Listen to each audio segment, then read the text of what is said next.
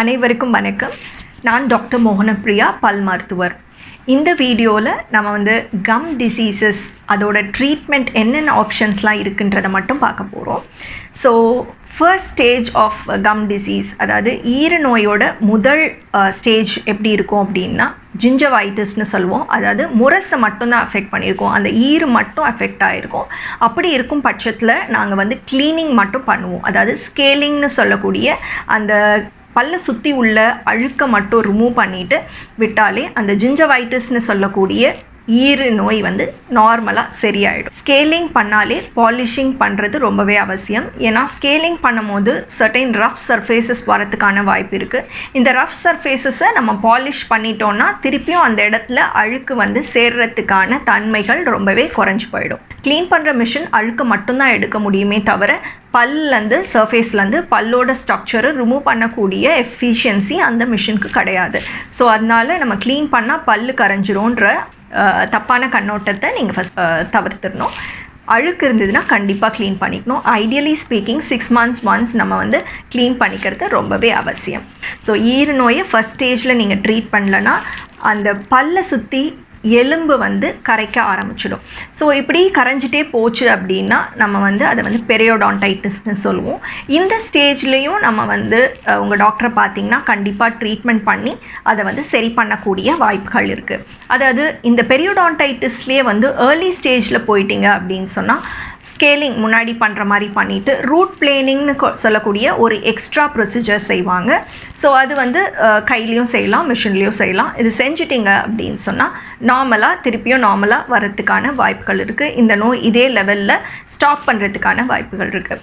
இல்லை இதையும் நீங்கள் அப்படியே விட்டுட்டீங்க, இனிஷியல் ஸ்டேஜையும் விட்டுட்டிங்கன்னா பாக்கெட்டுன்னு சொல்லக்கூடிய, அதாவது பல்லுக்கும் ஈருக்கும் நடுவில் கேப், எதனாலனா எலும்பு கரைஞ்சதுனால கேப். இப்போ பல் இருக்குது, எலும்பு நல்லா பிடிச்சிட்டு இருக்கணும், ஆனால் எலும்பு கரைஞ்சிட்டே போகிறதுனால ஈருக்கும் எலும்புக்கும் நடுவில் கேப் இருக்கிறதுனால அதை பாக்கெட்னு சொல்லுவோம்.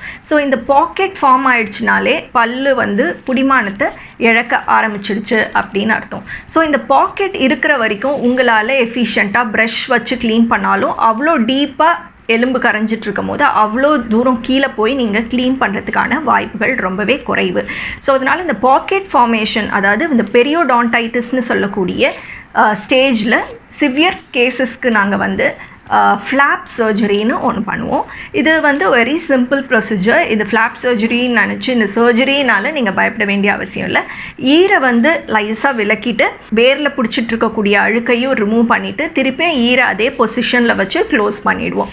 ஸோ இந்த ஃப்ளாப் சர்ஜரி பண்ணும்போது உங்களுக்கு இந்த பாக்கெட்னு சொல்லக்கூடிய இது எராடிகேட் போயிடும். ஸோ இந்த ஈறு இன்னுமே குறையாமல், எலும்பு இன்னுமே கரையாமல் இருக்கிறதுக்கான வாய்ப்புகள் இருக்குது. இப்போ ஈறு எலும்பு கரையுதுன்னு சொல்கிறீங்களே டாக்டர், இந்த எலும்பை ரீப்ளேஸ் பண்ண முடியுமா அப்படின்னு நிறைய பேர் கேட்குறாங்க. இது எந்த மாதிரி எலும்பு கரைஞ்சிருக்குன்றதை பொறுத்து தான் நம்ம இதை போன் வைக்க முடியுமா இல்லையான்றதை நம்ம டிசைட் பண்ண முடியும். ஸோ இந்த போன் கரையிறது horizontal bone loss, vertical bone லாஸ்னு ரெண்டு சொல்லுவோம். ஹரிசாண்டல் போன் லாஸில் மோஸ்ட்டாக போன் கிராஃப்ட் வைக்க முடியாது. இதே எக்ஸ்ரேல எங்களுக்கு தெரியும், அது வெர்டிக்கல் போன் லாஸாக இருந்ததுன்னா போன் கிராஃப்ட், அதாவது போன் ரீப்ளேஸ்மெண்ட், போன் இல்லாத இடத்துல போன் வச்சு ரீப்ளேஸ் பண்ணி பல்ல புடிமானமாக ஆக்கிறதுக்கான ப்ரொசீஜரையும் செய்யலாம். So most of the cases பயத்தினால தான் இந்த ஈறு பிரச்சனையை அட்ரெஸ் பண்ணாமல் இருக்காங்க. ஸோ பயமே வேண்டாம். உங்களுக்கு இனிஷியல் ஸ்டேஜ்லேயே நீங்கள் ஈறு நோயை அட்ரெஸ் பண்ணிங்கன்னா, ஜிஞ்சவைட்டிஸ்னு சொல்லக்கூடிய அந்த ஸ்டேஜ்லேயே அட்ரெஸ் பண்ணிங்கன்னா ஸ்கேலிங் அண்ட் பாலிஷிங் பண்ணாலே உங்களுக்கு சரியாயிடும். ஸோ இந்த ஸ்டேஜையும் விட்டுட்டிங்கன்னா கூட ஃப்ளாப் சர்ஜரி பண்ணுறதுக்கு நிறைய ஆப்ஷன்ஸ் இருக்குது. இந்த ஃப்ளாப் சர்ஜரிலையும் கூட எலும்பு கரைஞ்சிடுச்சுன்னா கூட எலும்பு ரீப்ளேஸ் பண்ணுறதுக்கான வாய்ப்புகள் நிறைய இருக்குது. இந்த வீடியோ உங்களுக்கு பிடிச்சிருந்ததுன்னா மேற்கொண்டு உங்களுக்கு டென்டல் அவேர்னஸ் வீடியோ பற்றி என்னோட சேனலில் பார்க்கணுன்னு நினச்சிங்கன்னா சப்ஸ்கிரைப் பண்ணுங்கள். உங்களுக்கு மேற்கொண்டு எதனா சந்தேகம் இருந்ததுன்னா கமெண்ட் செக்ஷனில் சொல்லுங்கள், அதுக்கான பதில்களையும் நான் சொல்கிறேன். Thank you. Have a great day. God bless you all.